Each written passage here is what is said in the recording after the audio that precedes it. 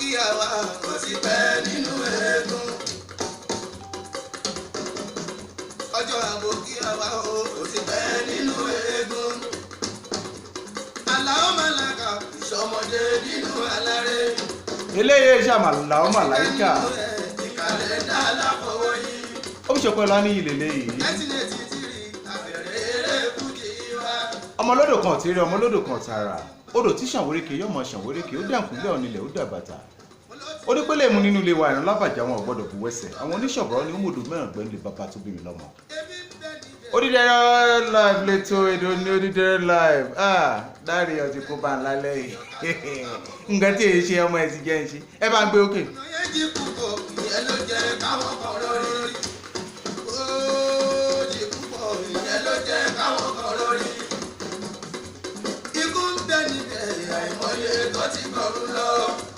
adúpẹ́ lọ́wọ́ Ọlọ́run ọba mi Èdùmàrè ìwòyí ìjẹjọ náà la lọ lórí ètò yìí Odidẹrẹ́ live a sọ pé a tún padà wá a sì tún padà wá Bólúwàjí Felix Ògúndípẹ̀ àwọn náà kọ́kọ́ wọlé ẹnjìníà Owójọrí Amos Ayọ̀mí àwọn náà ní ẹ kú ayẹyẹ ọjọ́ ìbí o ọjọ́ ìbí lánàá ni adúpẹ́ lọ́wọ́ Ọlọ́run àmọ́ mi ìyá mi ìyàwó mi ọ̀rẹ́ mi Ganiyu Ìyábọ̀dé Omíṣọpẹ́ ó náà ti wọlé sórí ètò níjẹ̀jọ́ là ń sọ fún à ń lọ lórí ètò yìí a padà wá lónìí lágbára ọba àlè Èdùmàrè Olúṣìjí Martin Sakíyọ̀sádé ènìyàn láṣọ mi mo dúpẹ́ lọ́wọ́ gbogbo ẹ̀yin èèyàn tẹ́ wá sórí ètò yìí mo dúpẹ́ lọ́wọ́ gbogbo ẹ̀yin tí ẹ darapọ̀ mọ́ wa mo dúpẹ́ lọ́wọ́ gbogbo ẹ̀yin tí ẹ náwó sí wa nígbà tí aṣọjọ́ òbí Odidẹrẹ́ live ń gbẹ bá wà ń wò dáadáa o Odidẹrẹ́ live ó pé ọdún kan ní July 1st àwa náà a tún pé alélọ́mọ ọdún kan sí ní June 22 àdúpẹ́ lọ́wọ́ Ọlọ́run Samis Dayo Agboola àwọn náà ń bẹ lórí ètò bẹ́ẹ̀ yẹ̀yẹ̀ wa bẹ́ẹ̀ bá wà ń wò lálẹ́ ẹ̀ mọ̀ rí pé ó rí bákan ó sapá kan jẹ̀mọ́ bẹ́ẹ̀ náà ni Samis Dayo Agboola Radio and TV níbẹ̀ la wà lálẹ́ yìí ó tún ti ń gbé ó ń pele sí i ni ó ń ga sí i ni adúpẹ́ lọ́wọ́ ẹ bá ń gbé òkè.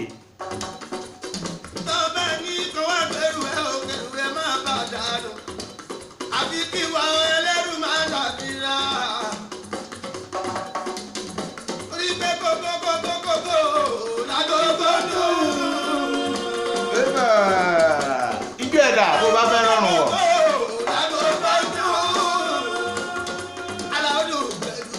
Èmi nìkan kọ́ ni mo wá lóde tòní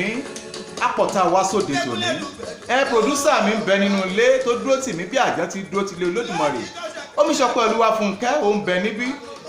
ó ń bẹ níbí náà nínú ẹ̀mí lágbára náà ọmọ mi ti balẹ̀ ńlé Èkó báyìí ó balẹ̀ bàjẹ́ ńlé Èkó ẹ̀yìn mi tí ò ní nọ́ọ̀kì láíláí Ọlá ọmọ Adéyẹmí òun náà ń bẹ adúpẹ́ lọ́wọ́ kọ́ gbogbo sisi tí ń bẹ ní Allen Avenue nílé Èkó àǹtí mi Olúmídé Rẹ̀mí ẹ̀gbọ́n mi wọ́n ní happy Sunday adúpẹ́ lọ́wọ́ Ọlọ́run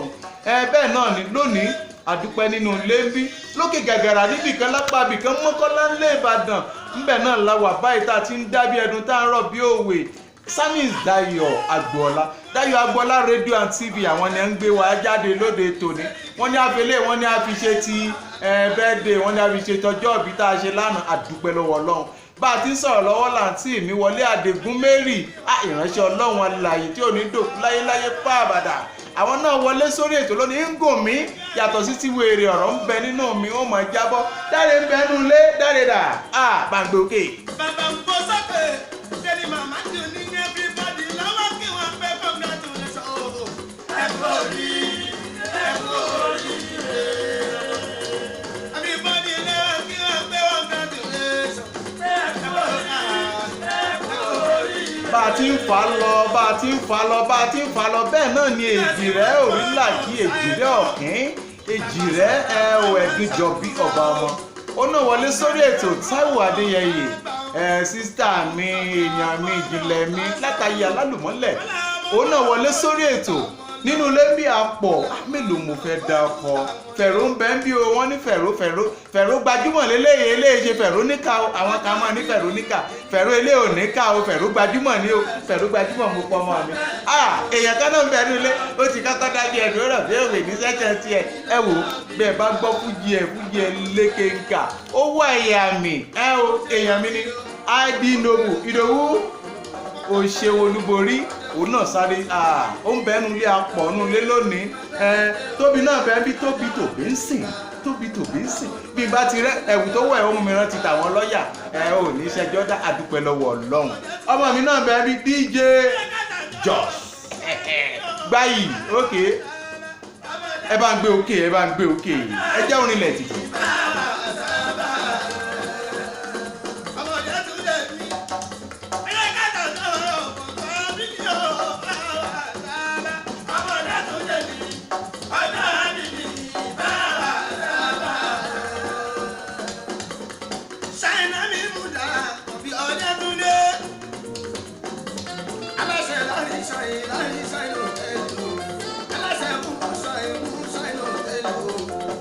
Sísítà mi kan náà ń bá mi sọ̀rọ̀ ẹ bá ń gbé ilẹ̀ díẹ̀ àǹtí mi wọlé Elizabeth ó ní mi sí ó ń bá mi sọ̀rọ̀ lálẹ́ àná ó níṣẹ́ ti wo nǹkan tí mo ṣe mo ní àwọn òrí nẹ́tíwọ̀kì pọ̀ díẹ̀ ó ní mi sígbà tí ó dò ní mo bá wò ó ló bá bẹ̀rẹ̀ sí í ṣètò ló ní onídẹrẹ́ là ń kí o à ń kí brọ́dà èdè ìbò ló fi sọ ẹ̀wọ̀n pé mi ò gbé ìbò púpọ̀ mélòó náà mo fẹ́ sọ ní ìbò kí yán mọ́ lọ yọ lẹ́nu ọ̀nà adúpẹ́ lọ́wọ́ Ọlọ́run mo dúpẹ́ lọ́wọ́ Ọlọ́run nínú ayé gbogbo ẹ̀yin tẹ́ ń wo ètò yìí ètò Odidẹrẹ́ Live yóò pé ọdún kan ní July 1st a sì dúpẹ́ lọ́wọ́ Ọlọ́run pé àrílẹ̀ wọ́n ní ènìyàn láṣọ mi bí mo bá wẹ̀yìn bí mo rẹ́ni mi inú mi á dùn ara mi á yá gágá gbogbo yín náà lèèyàn mi ẹ̀yin lẹ̀ ń gbé mi ga lórí ètò yìí láìsí ẹ̀yin kò sí èmi bẹ́ẹ̀ ni o àdúpẹ́ lọ́wọ́ Ọlọ́run Ọláìdé Àyàngbílé Abíọ́dún mo dúpẹ́ lọ́wọ́ yín ọpẹ́ làáfò ní dáwò lọ́wọ́ Ọlọ́run ọba mi Olódùmarè ọba tó tẹ́lẹ̀ bí ẹni taṣọ ọba tó tan sánmọ̀ ó tá bí ẹni tẹ́ rọ́ọ̀gì mo dúpẹ́ lọ́wọ́ Ọlọ́run ọba mi Ọláìdé Àyàngbílé Abíọ́dún mo dúpẹ́ lọ́wọ́ yín bẹ́ẹ̀ tí ń wọlé sórí ètò gbogbo ẹ̀yin tẹ́ ń wọlé àdúpẹ́ lọ́wọ́ Ọláníyì Sherifat ẹ ṣé púpọ̀ àdúpẹ́ lọ́wọ́ yín Fáwọlé Rẹ̀mí àǹtí mi pàtàkì àdúpẹ́ lọ́wọ́ yín àwọn náà ń wọlé sórí ètò gbogbo ẹ̀yin tẹ́ ti wà lẹ́yìn wa ó bí ike ti ń bẹ lẹ́yìn bẹ́ẹ̀ ni àdúpẹ́ lọ́wọ́ yín Fáwọlé Rẹ̀mí wọ́n ní please check your inbox á wo inbox wọn nìkan mo bá wọn lápá abẹ wọn ó kọ́ sí pépà á wò nǹkan tẹ́ ẹ sọ ṣé ẹ fẹ́ fún wa mọ́tò ní abẹ́ ọkọ̀lé fún wa á gbà kí ló dé ẹ bá ń gbé òkè jáde rẹ.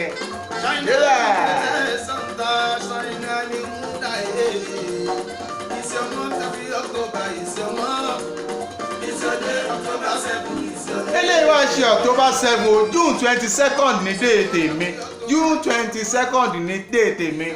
o àwọn tá a jọ ṣí birthday month apọ̀ gan tó yẹ pọ́jọ́ kan náà náà jọ bí wa ò ní káwọn púpọ̀ wọn ó kàn ká méjì péré mo sì mọ̀ páwa náà á mọ àwọn méjì John Jerry Rawlings former president of Ghana èmi àti àjọ ṣí ọjọ́ kan náà ni bàbá sì tún wo sinimá àwa tá a bá ń wo sinimá dáadáa tá a bá ń wo Indian film ìyẹn sinimá àgbéléwò tàwọn India àmọ́ ọmọ bàbá kan báyìí tó jẹ́ pé ó burú díẹ̀ báyìí wọ́n pè ní Amrish Puri kọ́ lọ́hún ó fọ̀run kẹ bàbá ìyá máa dánrí gan òun ló ṣe Mogambo Koshua nínú Mr India ọkùnrin ó tún wà nínú fíìmù kan tí ọ̀gá mi kan tó direct l'Amẹ́ríkà ń jó ní èyí ni ṣe Raiders of the Lost Ark bàbá tún wo fíìmù yìí á rí ń bẹ̀ Mogambo Koshua Amrish Puri ọjọ́ kan náà ní ẹjọ́ bí àwa mẹ́tẹ̀ẹ̀ta ọdún kan yàtọ̀ ni wọ́n jù mí lọ díẹ̀ ẹ bá ń gbé òkè ẹ bá ń gbé òkè.